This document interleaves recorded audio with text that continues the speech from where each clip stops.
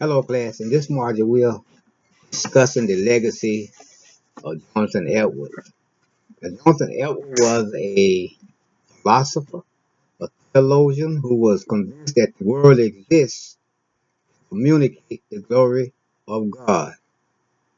This conception of the relationship between God and creation, because of Edwards' frequent exchange of letters with Scottish pastor, his admiring comments on continental theologians, and his debate with British moralists. Historians have long recognized his place within an international network of Reformed clergy. Edward's distinction between moral and physical ability, the insistence of immediate repentance.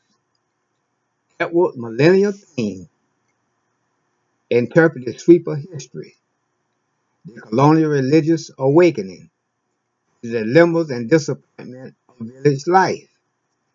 The millennialism found expression especially during the wars in which the British and French empires collided on the North American continent.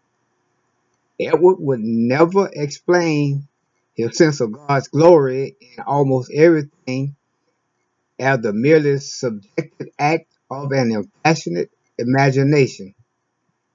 In one of his last works, his dissertation concerning the end for which God created the world, he provides a firm ontological basis for the human experience of the glory of God in creation.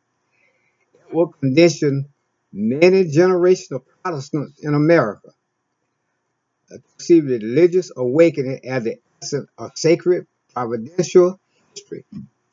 Living as he did, at a time and in a place where there was a substantial cultural overlap between the late medieval Reformation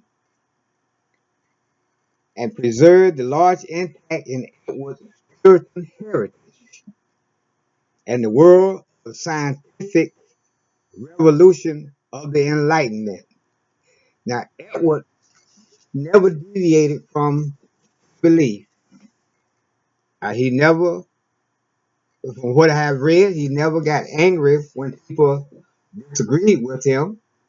He just simply picked up a pen and paper and let that do his argument for him. So I could see Edward as a man of integrity. Everything he did, he based it on biblical knowledge. He brought everything to life from the Bible and his understanding of what God has written within the pages of the Bible. So what the bigger legacy to me is that he never ever argued with anybody. But when they disagreed with him, he just picked up pen and paper and wrote his belief. So therefore, Edward's biggest legacy, from my point of view, is that his pen and his paper, they're speaking for him. He never spoke out of turn. He never raised a voice at anyone. And he always kept calm. He thought about it, went home, got pen, paper, and wrote what he really believed about what they were saying about him and tried to get them to understand that God's word is final. And he had his most problem with at the time was at Northampton. On his dismissal, he did not get mad with the congregation. He just wrote a sermon and spoke to them from the pulpit about the redemption. And Edward, to me, was a very great theologian. And that said in the beginning of the course that the last 50 years more papers and dissertation have been written about him and his legacy. Thank you.